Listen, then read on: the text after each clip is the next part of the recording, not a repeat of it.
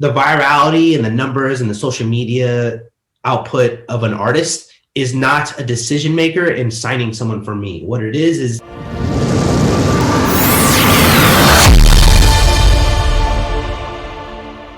welcome to the Prosperous Musician. My name is Spence, and I have a guest with me today, all the way from California. It is Alan, or his DJ name is Soul7. How are you doing? Doing great, man. Thanks for having me. Oh, you're welcome. So let's just go all the way back to the beginning. How did you get started in music? If we're going all the way back, I remember the first thing I did musically was, as a kid, me and my brother, I must have been like 4 or 5, like used to make little songs and these little toy pianos we did. I remember specifically one year we made a song for my mom's birthday, and that's probably the earliest I can remember of having an infatuation with music. But when I actually started thinking about music as something to do career-wise was probably around my high school days. When my parents got me a MacBook, they bought me a computer for school, and it had GarageBand on there. And that was probably the first exposure to actually something that was like an idea of what could be done musically career-wise. So I feel like almost any other kid that works in hip hop at some point tried to either be a beat producer or a rapper. I went through both of those things in high school, where I was doing little, very easy GarageBand beats and trying to rap over them. And it was pretty funny, because I think it was my junior year, I believe, where I had entered this contest at high school where it was like for Earth Day. So I don't know if you have this over across the way, but in the US we have Earth Day, where we're like, it's like Arbor Day. Right. And we have a competition at school every year where kids try and do like an art contest celebrating Earth Day. And so in my Spanish class, believe it or not, we had, our teacher wanted us to enter that contest, but doing a project that's bilingual. And at the time I was super into the beat making. So I ended up doing a freestyle rap, not necessarily freestyle, like a rap in Spanish and English over the I Got 5 on It beat. I turned that in as my assignment, ended up, getting a really good grade on it. My teacher submitted that for the school-wide contest. And then like a couple days later, he tells me like I won the whole contest. Wow. And I'm like, oh, crazy. And so the winner was supposed to present their artwork in front of the whole school at like an assembly. I ended up having to present my artwork in the next assembly we had in front of the whole school. But like my artwork was obviously this like rap freestyle over I Got 5 on It. So I was supposed to perform this in front of the whole school. Mind you, I'm not like a recording musician at this point. This is me just doing this as a hobby. So I ended up doing that. And man, did I crash and burn in front of the whole school, completely blanked on the lyrics, tried to do it off the dome, was not very good. And that was the point where I realized I am not going to make it as a recording artist, at least as a rapper. But 2, that was also the first time I gave a kind of a glimpse as to like, oh, music can lead you to a lot of different opportunities. And that was probably the first time I really thought about music in that sense of like, could this be something you continuously do for like a bigger, opening a lot more doors? And so from that point on, I started looking into more about what is music in the music business, what's behind the curtains of the music. And then once I got to college, I was exposed to this major at my university. I went to the University of Pacific in Stockton, California. And there they had a music management program. And once I learned about that, I was kind of like, that was it. I was like, this is something I got to do. I was super interested in it.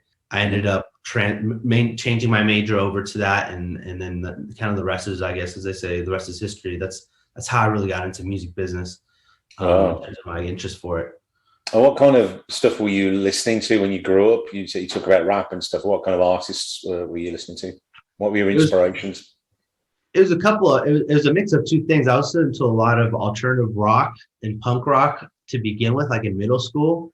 I feel like all of us went through that stage around my age, listening to like Linkin Park, Blink-182, Good Charlotte. And then eventually one day my brother gave me a mix CD. And in that mix CD, he had everything from like Method Man, Redman, Loonies, E40, Nappy Roots. And then that was my kind of introduction into hip hop. And so since that point on, I was listening heavy to like that kind of hip hop, and then still the alternative rock stuff. And that's kind of what was fueling me at the moment. From that, then, did you go straight into music management, or you sort of because you were a DJ as well, right? So what happened at that point when you were at school studying? Yeah, at University of Pacific, what they have on there, they have an arts and entertainment program that's ran by the student body. And so obviously, once I learned more about the music industry and how there's way more opportunities that you can actually make a career off it, I started looking for other opportunities where I could get more experience. One of those opportunities at school was joining that arts and entertainment program. So my sophomore year, I ended up joining there as a graphic designer. Even though I had no idea how to use Photoshop, I'd made one project before and I somehow like returned in that project and they hired me somehow. I don't know how, but I like faked it until I made it. And I got into the music management and like the arts and entertainment program, where we were bringing in all the musical guests for the school and all the students. And then we were doing a lot of like little events. That was kind of my introduction to like the first part of working actually in music, working in the entertainment side and the live side. That was my sophomore year. From there, I ended up getting exposed to this DJ program while we were doing like this little dance for, I think it was like the freshmen coming in. And I was really, really interested in it. I thought it was really cool. And so I ended up buying that DJ program after that day at work and started messing around with it. And then, one Google search led to another. And then I'm looking at DJ equipment. And then before I knew it, I bought DJ equipment and I'm like practicing.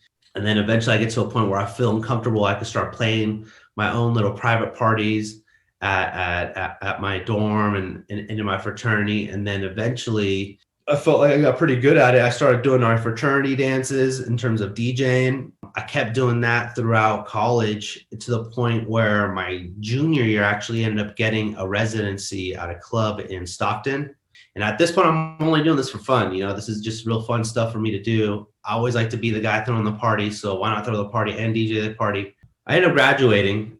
And at this point, when I graduated, I was not still super set on the music industry.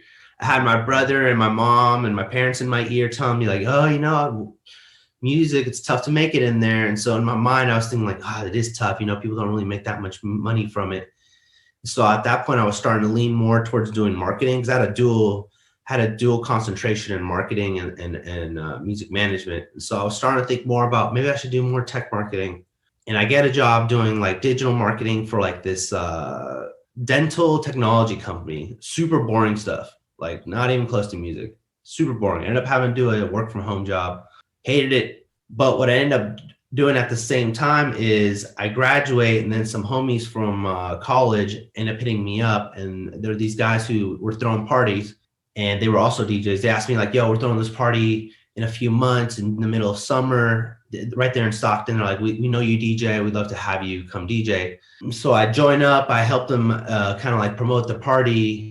We ended up having this party at like this warehouse, not this warehouse, like this abandoned parking garage, and like 110 people come. This is really cool. And so we tried doing it again a few months later. And at that point, I'm really working with these guys and I'm working with Joe and MC to throw the second party. And again, it's successful and I'm DJing it at it. And now our wheels are really turning like, yo, this is like a bona fide thing that maybe we could start doing a lot more.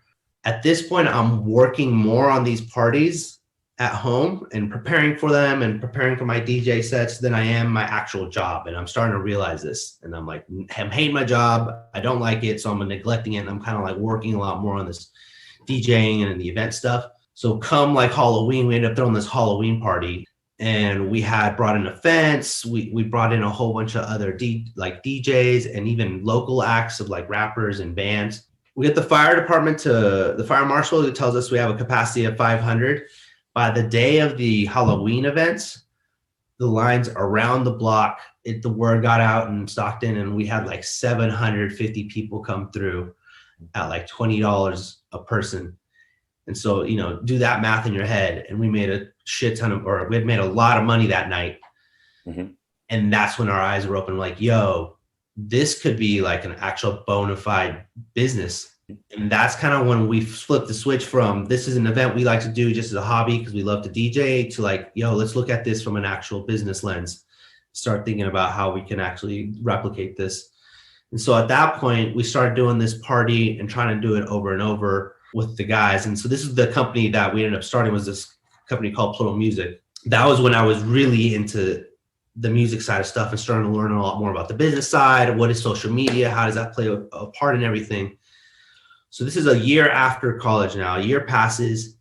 I'm miserable at my job. I'm realizing I'm doing all this music stuff. And then I'm thinking in my head, you know what? Like, you're obviously wanting to do this music stuff. This digital marketing stuff is not your thing you're loving.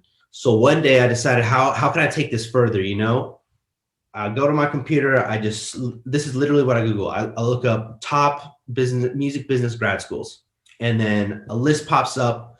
At the top of the list is this new program that Berklee College of Music launched in Valencia, Spain. Click on that. I look through it. I'm like, this looks exactly what I want to learn. It's teaching you more about global entertainment, music business at an elevated level. You know, this is what I want to do. At that point, I've also like started to look at higher education myself because I hate my job. I'm like, what am I going to do for the rest of my life? I can't be doing this shit because it's super. So I'd also at the same time apply to different programs for higher ed. I was really interested in student affairs. So like working in higher education, business administration or student administration, and like helping just students along the way of figuring out what their career path was. When I was in college, I was voted the student body president of my senior year. So I had a lot of like exposure to higher education, student life and all that. So I also applied to the University of Pacific Student Affairs program, their grad school, while I was doing all this DJing stuff and everything like that, just as kind of like my fail safe of like, okay, if nothing else, I'll just go back to school and get this degree and, you know, I'll do this other stuff. I applied to that. And then I ended up applying to the Berklee College of Music at the same time. And in my head, I was kind of thinking like, okay, well, whichever one kind of accepts me is the one I'll go. I'll either go on the student affairs program and just do this DJ stuff as a hobby, continue to do it with my friends, or I will get into Berklee College of Music and I will do that as like a serious thing and start thinking about music business. Sure enough, I get into the student affairs program, University of the Pacific. But the issue is they need a response from me on whether I'm going to be in that program by May 30th. I don't hear back from Berklee until like June 6th, I think it was. And so I'm sitting there on my computer. I have to accept or deny this acceptance from the grad school for student affairs. I don't know what it was about me. I had like a deep introspective moment and I was like, I got to do this. So I ended up declining the grad program for student affairs and I just let it ride with Berklee. And I told myself, if I get into Berklee, it's because this is what I'm supposed to do. I'm supposed to do music business or something around the music industry. And if I don't, well, then I'll figure it out. And I don't know, I'll go back to UOP and beg for them to let me in, you know, or something like that. 2 weeks later come and I got in. I got into Berklee. I did a leap of faith and they got me into the program. Not only that, but I got a scholarship, which was even crazier. Wow. So that I ended up going to Spain that next year and doing music business. And honestly, that's when it really solidified me that I was going to do this. At that point, Plural Music had built out itself a lot more. We were like a bona fide company at that point. We had incorporated an LLC and we were starting to do a lot more events. So I went to Berklee in pursuit of learning how to gain more knowledge and connections on how I can build this company up. So this could be like the thing I do full time. I graduate, make a lot of great connections at Berklee. I come back to school, or I come back here to the United States, move to the Bay Area. At this point, Plural Music was able to buy a studio or rent out a studio in Oakland, California. So I move into the studio, literally move into the studio, like I'm sleeping in the studio. Because at this point, I don't have a place yet. You know, I'm kind of rebuilding my life after being away for a year. After a year of working a couple of different tech jobs, you know, because I have to pay the bills, I finally get an opportunity call up with my program manager at Berklee College of Music. He's like, hey, you should meet someone from this company that's really dope from the Bay Area. Ends up being the counsel to Empire, which is the record label that I now work at. I meet up with the counsel there.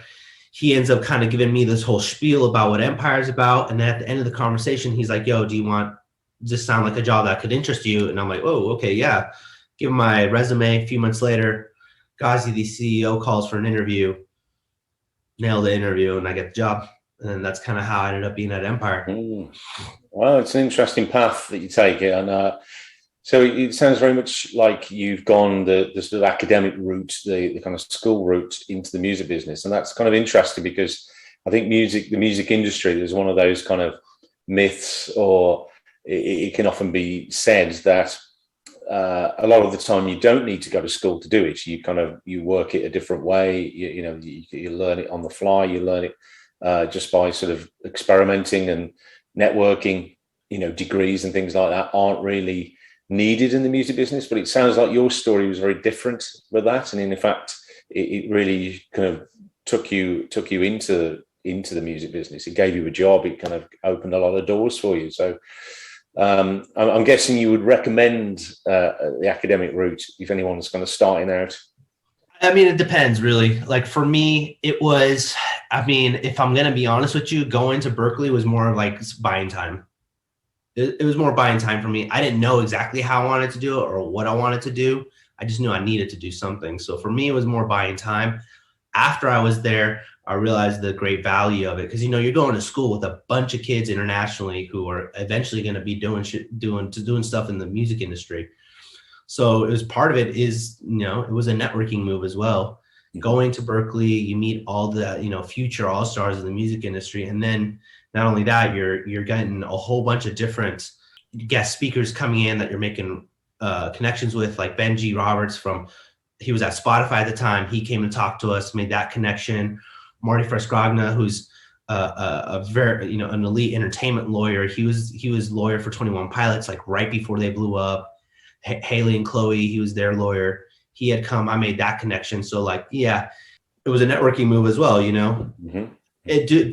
Did I learn things that I wouldn't have learned otherwise? Yeah, of course. Is it absolutely necessary? I don't think so. But for the price of what it was, the experience of living in Spain and everything like that, it was definitely worthwhile for me. Would it be the same for everyone? I don't know. Maybe not. If you've been in the music industry probably like 3 or 4 years, like actually doing it, I'm not sure there's that much you could learn at the Berklee College of Music. For me, I hadn't really been doing it like that. It was very much like, in our garage kind of hobby shit, throwing events. So it definitely helped kind of elevate my mindset to the more business analytical approach to how you can do things, instead of like, sell tickets, make money. So now you're at Empire. And so what's your kind of job there, and what's your role at Empire? And so my official title is I'm a senior product manager and A&R at Empire. My main function is I oversee and run the daily operations of the Latin music department at Empire. And then I'm also doing like artist development and signing new acts on the Latin side, but not just the Latin side. I also concentrate on hip hop and dance music. It's a lot of multiple hats. It's an independent label, so we don't have 100 people per department, like let's say at a major. So obviously you're going to wear a lot of hats. But yeah, that's pretty much what I do. My job is essentially to, after signing the talent and getting the music done at the studio, is taking the done studio music and bringing it to market in the most successful way possible. So I'm essentially the quarterback and coordinating every single team that needs to function and work in order to get that product to market. So with A&R, then, are you out at shows a lot? Obviously, maybe not now with COVID, but is that the general thing, that you're out on shows, or are you just looking for people on Spotify, or how do you find and nurture the talent?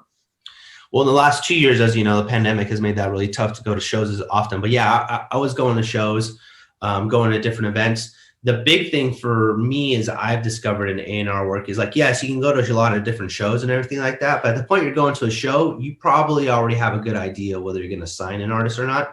You're not finding too many opening acts that like will wow you. And then you're like, oh, who was that? I mean, that's the unfortunate truth. But what really is for me was actually going to music events. So release parties, I don't know, little mixers in LA and Miami and New York. Even just like award show parties, like in Las Vegas, like the Latin Grammys or Billboard Awards or BET Awards. That's where I meet a lot of different artists and I learn more about them. Those are probably the best venues for A&R work for me, at least personally. You meet managers and stuff like that. Everyone's, when you're in a mixer, everyone's, a little drunk, a little loose. That's probably the easiest way to start meeting people and learning about people. And that's when people also start talking, like, honestly. Think about it. When you're in a mixer, people start taking a couple of drinks. there's less of like the bullshit and the flexing happening and people being a lot more honest. So someone who's had a couple and is honestly talking to you about this project that they're really hyped about, that's something to be paying attention to. So when you go to these things, are you sort of go in there, do you announce the kind of A&R, or you just sort of keep it on the down low and then sort of, so you don't let people know that you're sort of checking them out? Or are they? Yeah, I definitely don't. I definitely prefer not to let people know what I do or who I am, because at that point it can taint the conversation, especially in LA, man. I don't know how often you've gone to LA, but everyone there is an aspiring blank, you know what I mean? So the moment they learn that you work in music, it changes the whole dynamic of your conversation or whatever like that. So I try to keep it on the down low and just until they really tell me who they are or what they do. And then maybe I'll open the conversation up there. But I try and just, meet people honestly for who they are, not have them meet me thinking of what I can do for them, if that makes sense. Yeah, totally. Yeah. So you're in the Latin sort of head of the Latin genre. So that seems to be exploding at the moment, or not at the moment, but over the last few years, it sounds like it's really gaining some traction. And it's starting to cross over. How is that happening? I mean, it really happened in 2017, man. Up until 2017, there really hadn't been any bona fide Latin hits in the pop commercial space.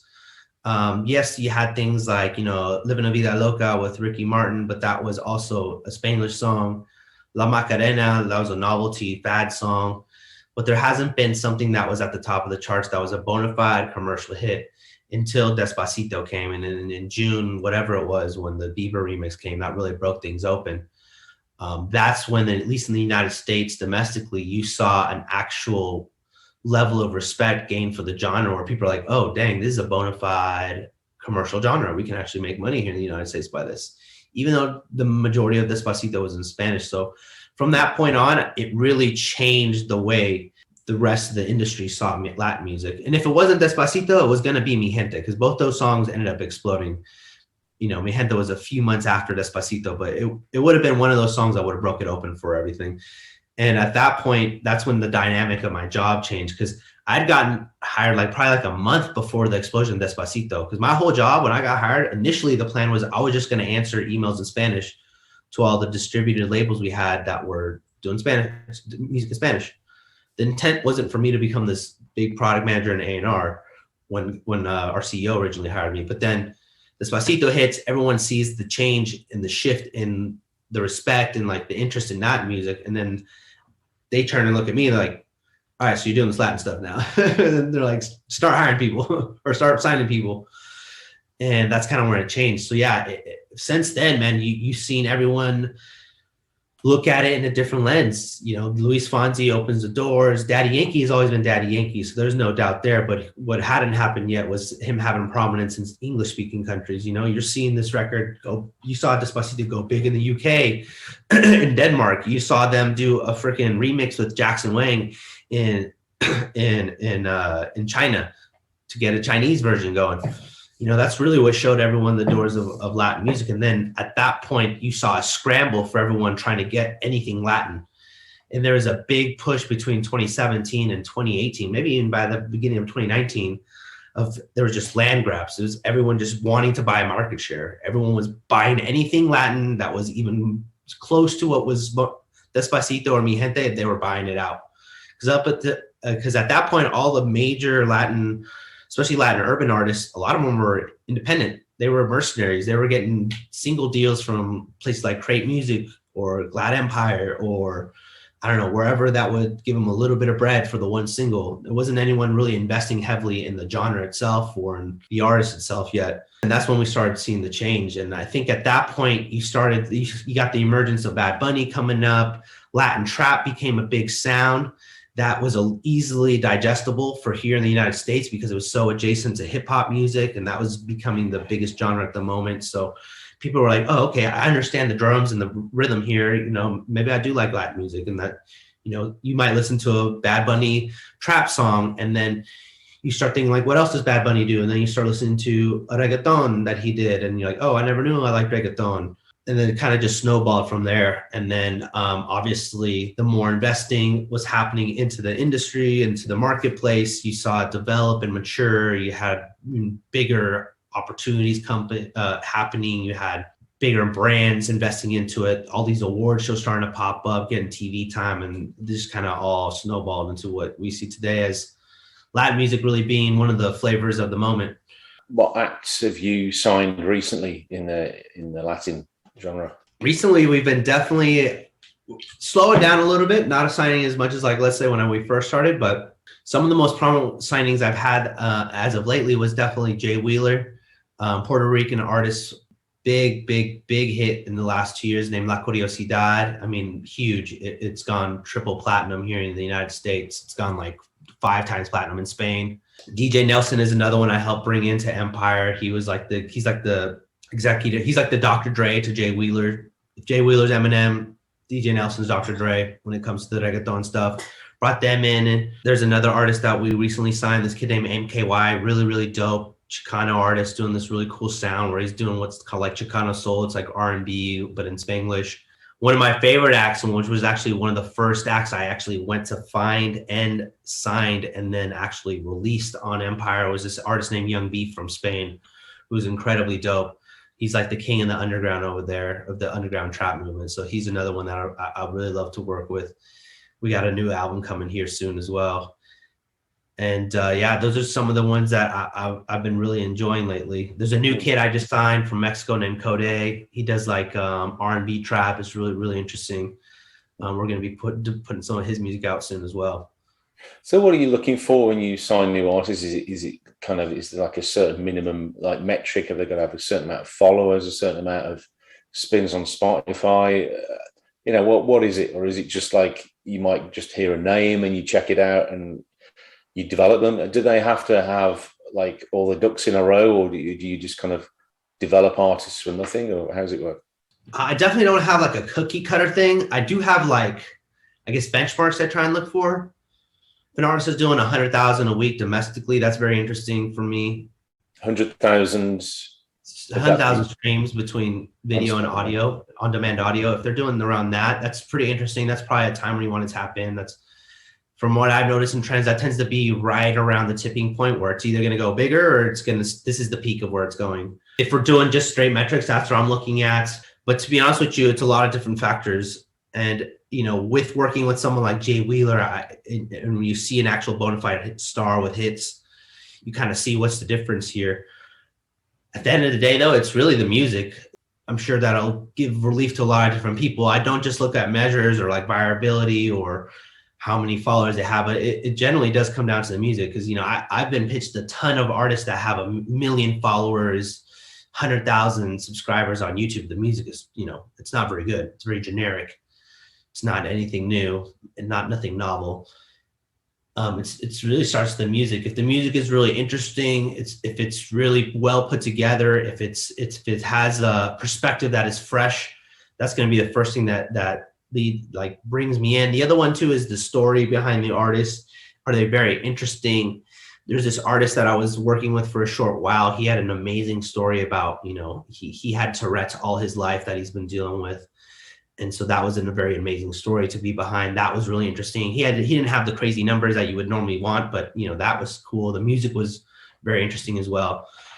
So it really depends. Now in today's world where, social media kind of dominates all, I'm not going to lie, the artist that pops up in the For You page on TikTok with a lot of heat and buzz around it, that's going to get me to look at it. But the virality and the numbers and the social media output of an artist is not a decision maker in signing someone for me. What it is it's the hook that gets me to look under the hood, if that makes sense. So is Empire a big pull for a Latin artist? So who else would be in the mix if there's someone, if there's like a bit of a feeding frenzy going on? How many labels would be in there, and where would Empire be in that kind of pecking order, if you like? Yeah. So I mean, the majors are always going to have an upper hand in the Latin music space just because they have the deep wallets. They can take a lot more hits in terms of losses or not signing someone that actually panned out. So it's very competitive. I don't think I would put us above them simply for the fact of the deep wallets, and then like obviously their connections at platforms. You know, fucking Universal owns like 12% of Spotify. You don't think Spotify is going to playlist their artist?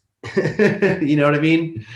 Like they could do a mass sell-off and just tank the stock if they don't, you know. So it makes a really interesting dynamic. But in terms of Empire's ability to go toe-to-toe with the majors, I don't think there's a difference, to be honest with you. The only difference is how we operate. The ability for us to take a record above and beyond is by no means less than, let's say, Universal or Warner, simply because we're independent. I mean, we showed it with Jay Wheeler's La Curiosidad hit. That was a global hit. I mean, that was doing at one point 300,000 plays a day on Spotify, which is incredible. You know, that's a lot of music. That's a lot of plays a day. I mean, that's every 3 days you're doing almost 1 million. Probably even doing more than that at the time it was peaking when you account for all the other platforms. And that happened here at this independent label. We don't have the connections that a major does. We don't have the deep pockets. We may not even have, let's say, the built out radio teams, but we're still able to do it at that level simply because you have a lot of people being able to work on it at once.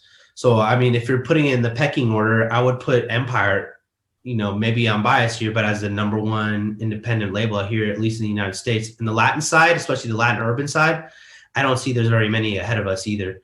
Because our difference is a lot of these other independent distributors that are working with a lot of these Latin urban acts, they do a lot of just looking for the next big song. They don't do a lot of artist development in terms of growing with the artists and stuff. Our deals are very much in that place. We don't do one-off single deals. We're doing 1+1 deals with artists a lot of the times where it's one album plus another one, because we want to be able to grow with the artist and grow the brand, not just work the one song that they have. So I would put us as the number one independent label right behind the majors in terms of being able to work that side. So are you involved in the marketing process, and how does that work how do you sort of market an artist and a new artist? Yeah, I think being both an A&R and a product manager gives me kind of an advantage, because I can clearly, I guess, manifest the artistic vision of the artist. So when we're in the studio, we obviously have ideas of, oh, this song's going to have this kind of idea for a music video. We could do this kind of marketing for it.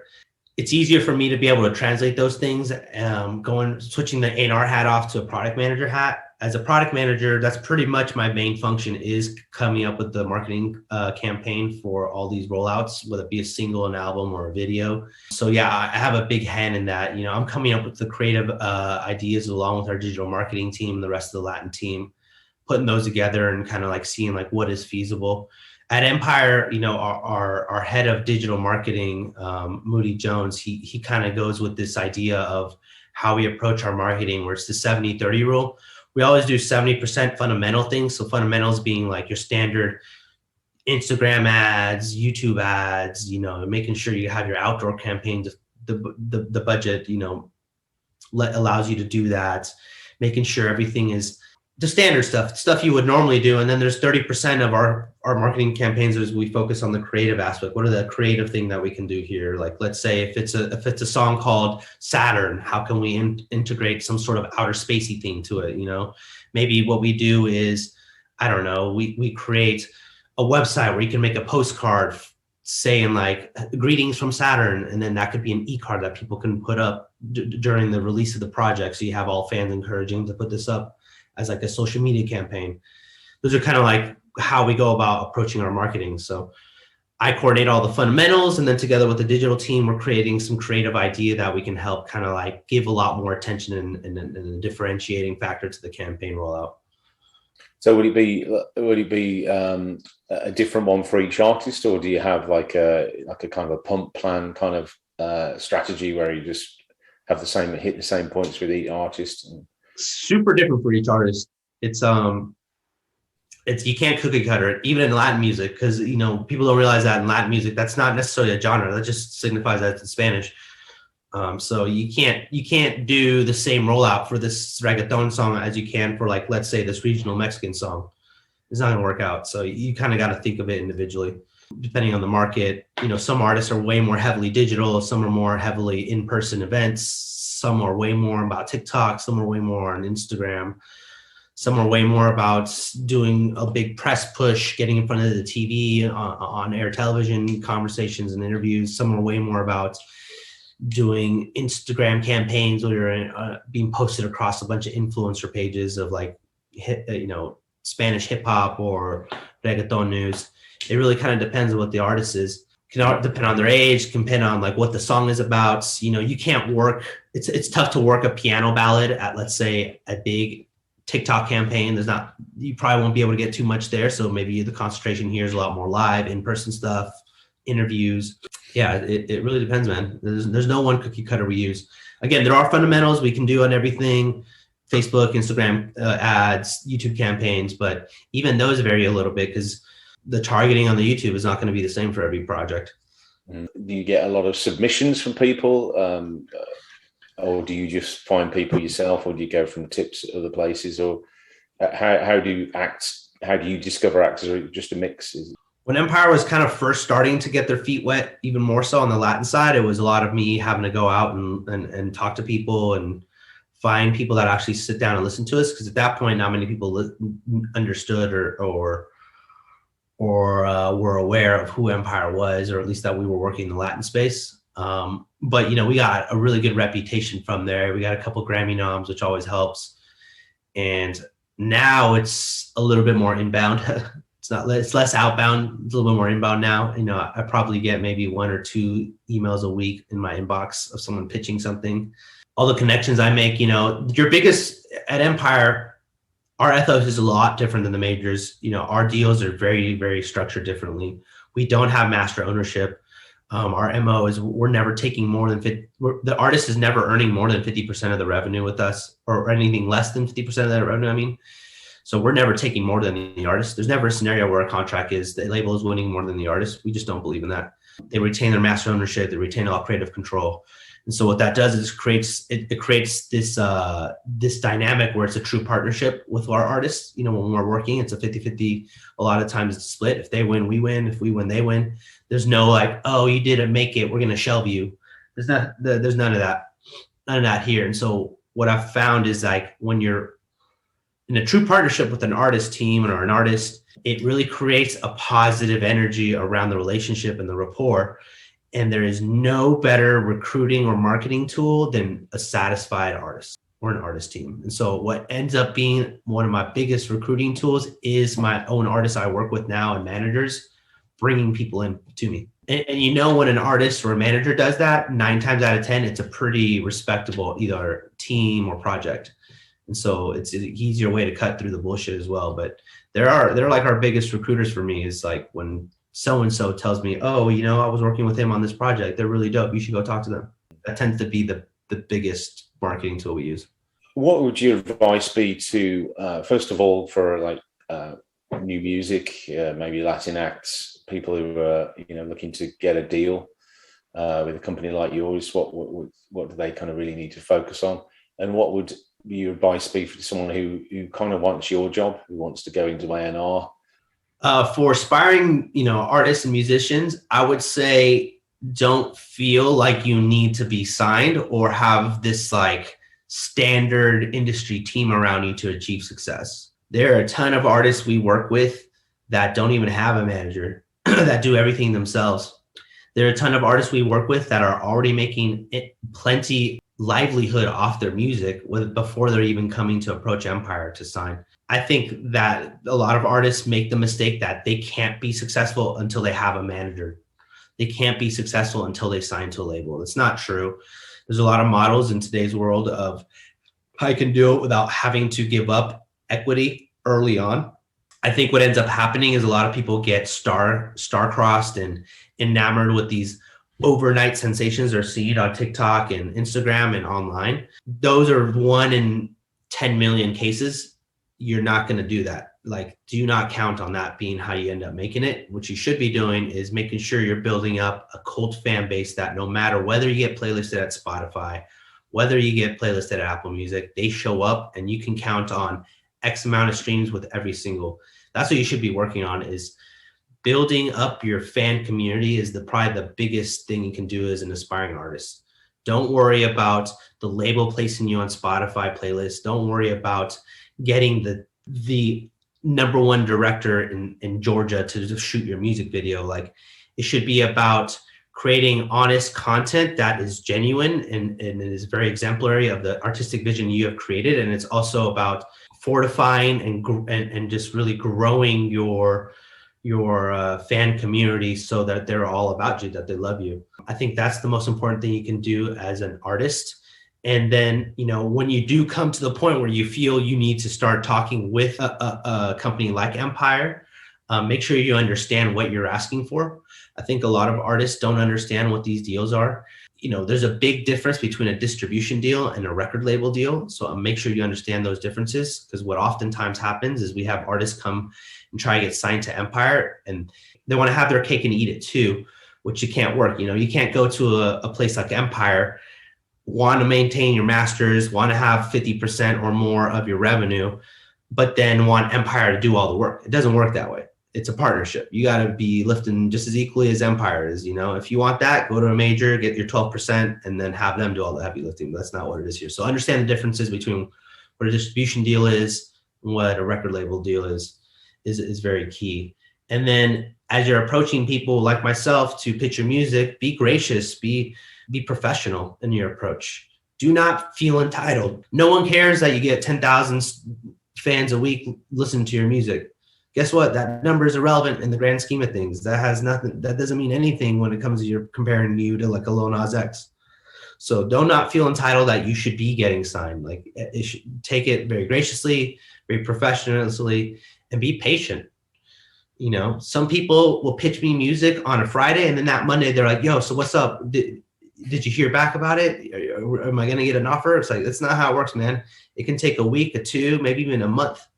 Because if it's going to be a real proper deal, you're not going to rush into something like that. It's a bona fide partnership. You got to vet it through. You got to have some people talk about it, listen to it, fall in love with it. For anyone who's trying to get a job like mine, I can't expect everyone to have the same path I did. I think a lot of it for me was chance. But with that being said, I'm a big believer that luck is, you can create your own luck, because luck to me is when opportunity means preparedness, and that's kind of what happened with me. Like, yeah, granted, I went to school at Berklee and everything like that, but when the opportunity came for me to talk with that individual, our attorney at Empire, to get pitched this job, I couldn't have capitalized on that luck, so to speak, without having already done the work of learning what was the music industry, continuing to work with my company, Plural Music, to keep my, music industry chops up, even though I didn't have a job at the moment in the industry.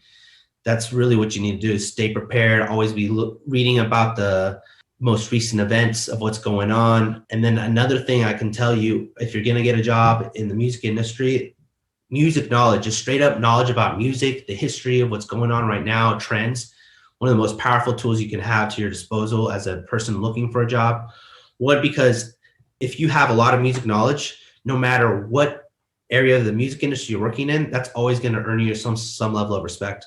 Especially if your music knowledge is very vast and very educated, it's going to earn you a lot of respect. It'll have people at least listen to you. The other thing too is, if you're learning a lot about what's going on currently in the industry, and you don't have to become expert in everything, you just got to know enough to have a conversation. And I say that because if you find yourself in a room with, let's say, the manager of distribution for Warner, about Spotify's latest thing they're doing about, the Spotify for Artists platform. And they now are letting you do something like, I don't know, do the, what do they call the marquee campaigns in app, where you can actually promote projects in the Spotify app. If you know about that and you've read that article about it, when you find yourself in the room with that, distribution manager or marketing manager from Warner, now you have a topic to talk to them about, where you're going to sound educated, like what you're talking about, and something relatable. And now you've just opened the door to this connection that could potentially down the way give you an opportunity. So that's why it's really important to not only learn about music knowledge, but also be up to date on what's current events. What I did before I got a job in the industry is, on my social media, I took out all the junk that wasn't anything music industry. So on Twitter, I only followed Hits Daily Double, Billboard Biz, my favorite labels, my favorite artists, and I only followed that. And every day I would just consume that whole timeline and just learn about what's going on right now, and just eat, breathe, and sleep the music industry until I got the job. That's what it takes. You really want the job, you really got to show it. And if you're doing that, you're up in your knowledge. At some point when that opportunity comes, when that chance comes, you're going to be prepared to be able to, take that step forward and capitalize on it. Alan, brilliant stuff. Thank you for your time. It's been very enlightening and very interesting. And I wish you and Empire all the best for the future. I'm sure you'll have. It sounds like a very prosperous future for all of you. Thanks, Spence, man. I appreciate you having me on here. I'm always looking to be able to share the knowledge I have, because I felt like when I was coming up, it was tough to come along these kind of pieces of advice. So I always want to be able to help that next music industry all-star.